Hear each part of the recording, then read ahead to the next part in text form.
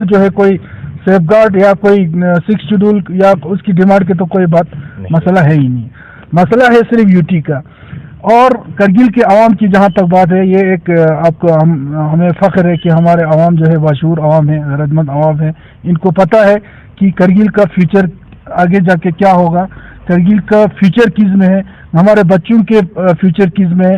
क्योंकि जैसा कि नासिर साहब ने अभी फरमाया कि जिस वक्त 5 अगस्त से पहले हम जम्मू एंड कश्मीर की स्टेट के साथ थे और उस स्टेट के अंदर जो हमें खुसूसियात जो हमें मिले थे, उसमें पूरे स्टेट के लोग, हर रीजन, हर मजहब के लोग, हर तबके के रखने वाले लोग जो है उसमें बहुत खुश थे, बहुत इज्जत के साथ वो जिंदगी गुजार रहे थे। और ख़ासकर लद्दाख में जो है लद्दाख वालों के लिए बहुत इज्जत थे, उसमें हमारे कल्चर सेफ थे, हमारे हर चीज़ जो है उसमें सेफ थे। और इस चीज़ का इंकशाफ जो है, बातें जो है आज लेह में उठ रहे हैं। आज लेह में जो एपेक्स जो बॉडी बना है, उसको बनाने की जरूरत क्या पड़ी। और दबे लफ्जों में उन्होंने क्लियर इस यूटी को बिल्कुल नकार दिया है। उन्होंने क्लियर ये कहा है कि हमें पता नहीं था कि हमारे ऊपर जो है ऐसा यूटी को लाके थोपा जाएगा, जिसका ना हमने कभी ख्याल किया था, ना हमने सपना देखा था। तो आज इस यूटी को जो है ले करगिल वाले तो डे 1 से हमने ये कहा है कि हमने कभी इसका डिमांड भी नहीं किया था, हमें एक्सेप्ट भी नहीं। लेकिन आज दबे जुबान में ही सही लेह वाले ही आज इस यूटी को खिलाफ कर रहे हैं। सवाल सिर्फ पैसे का ही नहीं है, सवाल सिर्फ डेवलपमेंट का ही नहीं है, सवाल है हमारे फ्यूचर का, हमारे कल्चर का, हमारे लैंग्वेज का, हमारे हर चीज जो आने वाले दिनों में हमें ये सारे चीजें तारीकी में नजर आ रहे हैं। आपकी पार्टी की ओर से हम जानना चाहेंगे कि आने वाले दिनों में जो ऑल पार्टी मीटिंग हुई थी उसमें बीजेपी ने शमूलियत नहीं की, लेकिन क्या आने वाले दिनों में बीजेपी को शमूलियत करने की कोशिश करोगे आप? देखिए, करगिल का हमारे फ्यूचर को लेके, करगिल का इज्जत और वक़ार के साथ हम आगे कैसे जिंदगी गुजार सकते हैं, इस चीज़ पे हमने हर किसी को दावत दी। हमारा दरवाज़ा हर किसी के लिए खुला है, मगर इसमें आके अपना एक एजेंडा थोपने की कोई कोशिश करेगा, कोई भी हो, चाहे बीजेपी हो चाहे कोई भी हो, यूनानिमसली जो हमारा कोई डिसीजन हो जाएगा, उस डिसीजन में अगर साथ देता है बीजेपी छोड़ के, अगर आरएसएस का भी कोई होगा, बंदा होगा, हम उसको भी वेलकम करेंगे। मगर करगिल के फ्यूचर, करगिल के मफादात को मद्देनजर रखते हुए ये कमेटी जो है एक फैसला करेंगे, एक एजेंडा सेट करेंगे। उस एजेंडे को लेके जो भी इसमें शामिल होगा हम सबको वेलकम करेंगे। जी, कांग्रेस पार्टी से भी जानना चाहेंगे कि बीजेपी का शामिल होना कितना इम्पोर्टेंट है सर? क्या उनका शामिल होना जरूरी नहीं है उनका, क्योंकि इस वक्त बीजेपी सत्ता में है, तो बीजेपी पार्टी अभी आपके साथ नहीं है करगिल की? सबसे पहले मैं आपसे ये बोलना चाहता हूँ कि बीजेपी का एजेंडा क्या है। जी, बीजेपी के एजेंडा, देखिए बीजेपी के एजेंडे पे तो इस वक्त रियासत जम्मू कश्मीर के एसडीएल रियासत जम्मू कश्मीर के 2 टुकड़े कर दिए हैं, 2 यूटी बना दिया है। तो आप कैसे एक्सपेक्ट कर सकते हैं कि वो लोग आके फिर अपने एजेंडे को जो है हटा के या उसमें ये करेंगे? देखिए, मतलब अभी हाजी साहब ने भी कहा कि करगिल के वक़ार के लिए, करगिल के फ्यूचर के लिए, करगिल के अवाम के मुस्तकबिल के लिए कोई भी आता है हम उसको वेलकम करेंे। लेकिन करगिल के अवाम के पॉलिसीज को लेकर, लद्दाख के अवाम के पॉलिसीज को लेकर उस पर हाँ करें और अब उसको उस चीज़ को जो है उस पर यकीन रखें, लोगों पे यकीन रखें। ये नहीं कि आप पार्टी के हाईकमांड पे दिल्ली में बैठ कर फैसला करेंगे। दिल्ली वालों को नहीं पता है कि ग्राउंड रियलिटीज़ क्या है यहाँ पे। अभी हमारा हाजी साहब ने जिस तरह से अभी आपको कहा कि हमारे कल्चर का मसला है, हमारे विकार का मसला है, सबसे बड़ी हमारी पहचान का मसला है, वो पहचान ही खत्म कर दी, तो उन लोगों से हम और क्या उम्मीद रख सकते हैं? हमें तो कोई उम्मीद नहीं है। लेकिन फिर भी अगर वो करगिल के अवाम के ख्वाहिशात को मद्देनजर रखते हुए, अपने लोगों के उमंगों को देखते हुए आके अपने पार्टी के एजेंडा के खिलाफ जाके बोलने के लिए आएंगे, तो हम मोस्ट वेलकम करेंगे। चलिए सर, हम जानना चाहेंगे ऑल पार्टी मीटिंग के बाद क्या रिजल्ट आया और आने वाले दिनों में किस तरह के प्लानिंग्स हैं? देखिए, हमने अभी पहला मीटिंग, हमारी 2 मीटिंगें हमारे सिलसिले में हुई हैं। हम अभी स्टडी भी कर रहे हैं और तमाम चीज़ों के ऊपर। कुछ हमने अपने जो बाशऊर लोग हैं उनको भी हमने अपने उसमें कंसल्ट करके, जो कानूनदान हैं या उसके साथ साथ जो कॉन्स्टिट्यूशनल अफेयर्स पे जो महारत रखते हैं उनसे भी हम फीडबैक्स वगैरह ले रहे हैं कि हमारा मुस्तकबिल किस तरह सेफ है, उसी के मुताबिक हम काम करेंगे। और आइंदा भी हमारे मीटिंग का सिलसिला जो है 2 मीटिंगों पर खत्म नहीं होगा इंशाअल्लाह। न सिर्फ ये हमारे पॉलिटिकल इश्यूज को लेकर बल्कि करगिल के तमाम तरक्याती इश्यूज को भी लेकर ये कमेटी जो है, ये जो एक प्लेटफॉर्म पर जो अभी तमाम आई है, इसमें करगिल के सियासी और मजहबी तंजीमें, हम हमेशा अपने हक के लिए आवाज उठाते हैं। एपेक्स बॉडी का बहुत ही जल्द शायद इलेक्शन के बाद करगिल का दौरा होगा सर, तो वो आपसे मुलाकात करा, क्या मेन पॉइंट्स आपके होंगे सामने?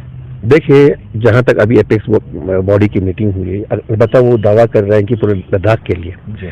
अभी तक करगिल के किसी भी सियासी जमात को या मजहबी जमात को ऑन बोर्ड नहीं लिया है।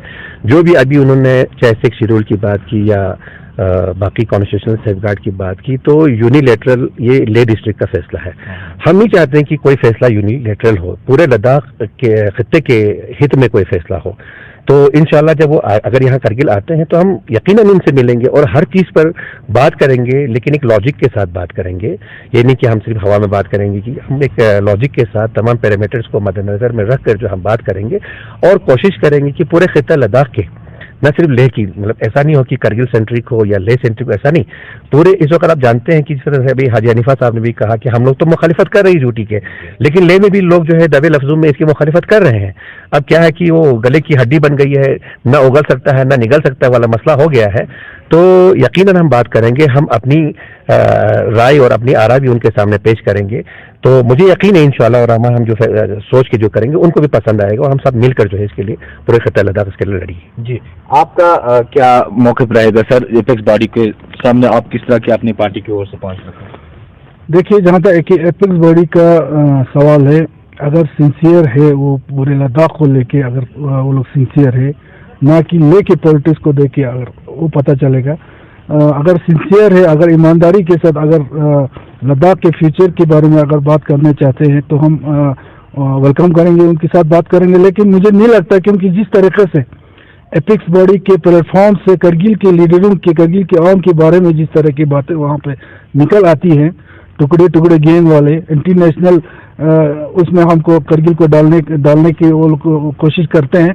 तो उस हिसाब से तो मुझे नहीं लगता है कि वो लोग पूरे लद्दाख को लेके, लद्दाख के पूरे दोनों डिस्ट्रिक्ट को लेके वो लोग कोई काम कर रहे हैं। अगर सिंसियरली ईमानदारी के साथ अगर हो तो नासिर साहब ने भी कहा, हमारे मीटिंग में भी ये बात निकली है कि हम पूरे लद्दाख के जो है फ्यूचर को लेके हम उनसे बात करेंगे।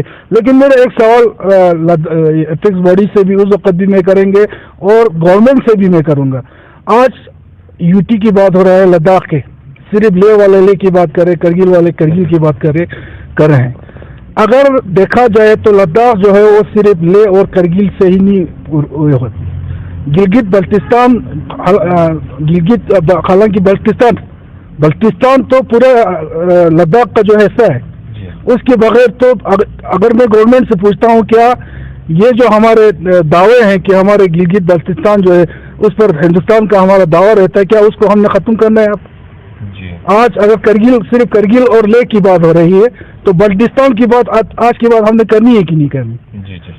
तो ये सारी चीजें हैं ना। आप लेह वाले सिर्फ लेह को नजर में रखे, यहाँ पे खासकर बीजेपी के लोग तो लद्दाख को मजहबी बुनियाद पे, इलाकाई बुनियाद पे बांटने की चक्कर में उनका वो लोग, देखो हमने शुरू से ये कहा था कि ये जो यूटी जो दिया गया है या जम्मू कश्मीर के जो 370 वगैरह को हटाया गया है, ये जम्मू कश्मीर लद्दाख के फ्यूचर के लिए, इनके डेवलपमेंट, इनके इज्जत और वक़ार को देख के नहीं किया गया। ये सिर्फ और सिर्फ एक एजेंडे को, अपना एक एजेंडे को नाफिज करने के लिए एक चीज किया हुआ है। नहीं तो अगर सच्चाई में अगर हिंदुस्तान गवर्नमेंट को अगर सोचना है, अगर हमारा दावा है गिलगित बल्टिस्तान पे, आज़ाद कश्मीर पे, तो ये सारे चीजें नहीं होते, क्योंकि इस चीज से तो खत्म हुआ ना। अगर आप ले और करगिल की अगर बात करते हैं तो फिर आगे जाके बल्टिस्तान और गिलगित बल्टिस्तान के बाद क्या कैसे करना है हमने? क्या उस चीज को छोड़ना है हमने? तो ये सारे चीजें हैं।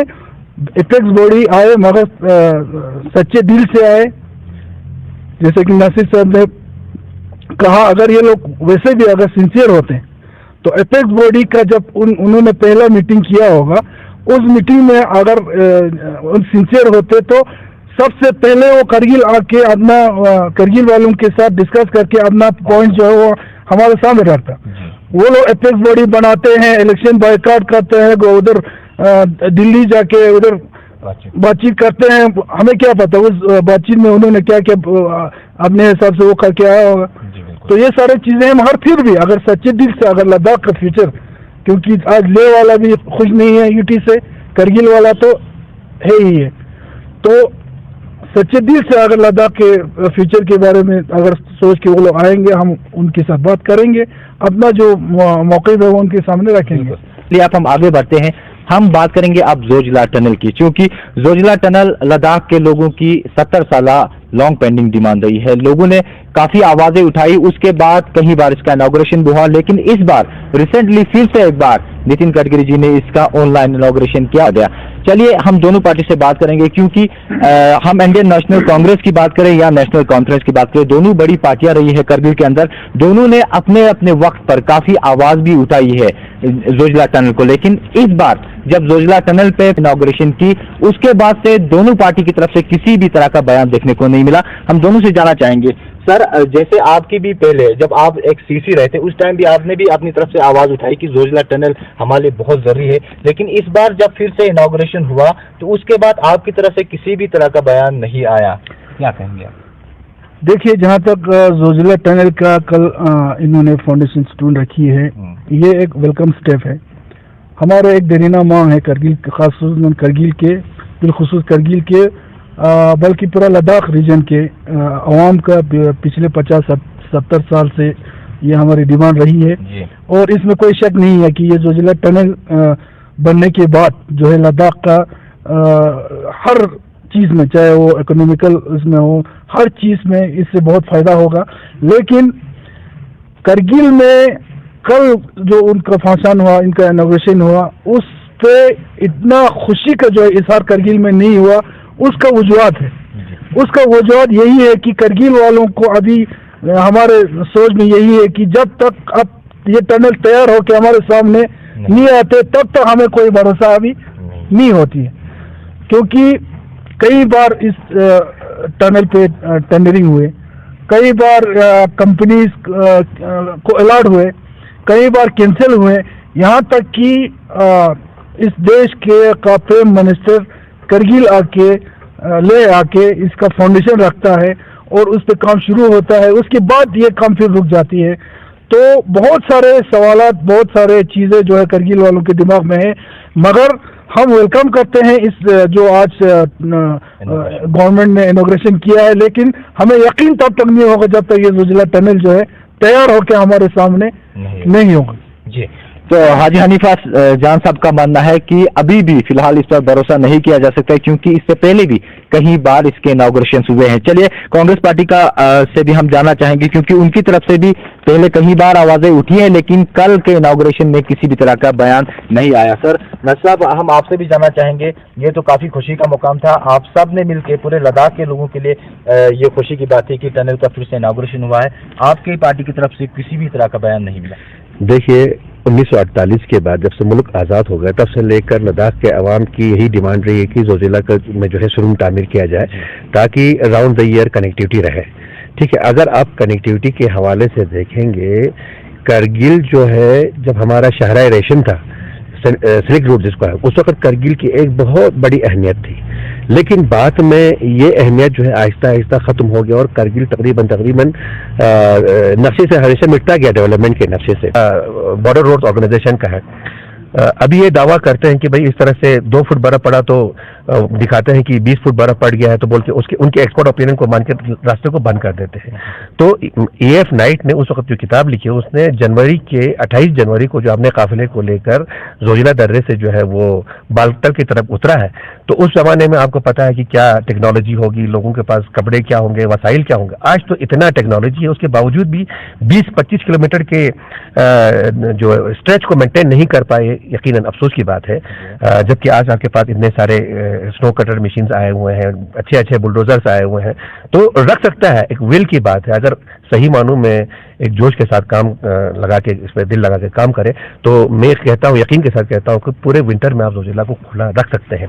जहां तक अब टनल की बात की, तो बहुत सारे सपने दिखाए गए। आज के 6 बार इसका टेंडर हुआ है, टेंडर होकर काम शुरू करके भी कैंसिल हो गया है।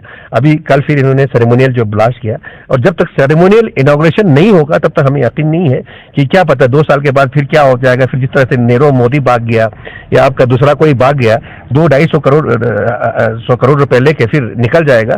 जब तक इसका इनॉग्रेशन नहीं होगा हम बिल्कुल इस पर यकीन नहीं करते। लेकिन उम्मीद रखते हैं कि आने वाले दिनों में जोजिला टनल जो है वो बन जाएगा और लद्दाख के लोगों के लिए काफी राहत मिलेगी। चलिए, हमारे इस प्रोग्राम में इतना ही, लेकिन अक्सर आप दोनों का हमारे साथ ज्वाइन करने के लिए, तो ये थे हमारे साथ दोनों पार्टीज के कारगिल जिले के प्रेसिडेंट, इंडियन नेशनल कांग्रेस के नासिर मुंशी जी और नेशनल कॉन्फ्रेंस के हनीफा जान साहब। तो इनसे हमारी बात हुई खासकर यूनियन टेरिटरी बनने के बाद से अब तक के हालात पर, इसके अलावा 6 शेड्यूल पर और दीगर इश्यूज पर। बने रहिए हमारे साथ, एक और नए प्रोग्राम के साथ आपके साथ मुलाकात होगी। अपने मेजबान मुदस्सिर अहमद को दीजिए इजाजत। अल्लाह हाफिज।